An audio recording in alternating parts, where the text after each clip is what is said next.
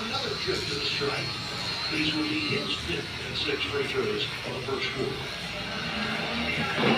Brunson is hard to handle in transition. Yeah, he is. And this is the New Orleans team. They're pushing pace when they can, and that's why their offense has really been humming. Nice crossover move there by Brunson against one of the Heat's better perimeter defenders, Victor Oladipo. They have had double-figure leads after one quarter in 4 of their last 5 games.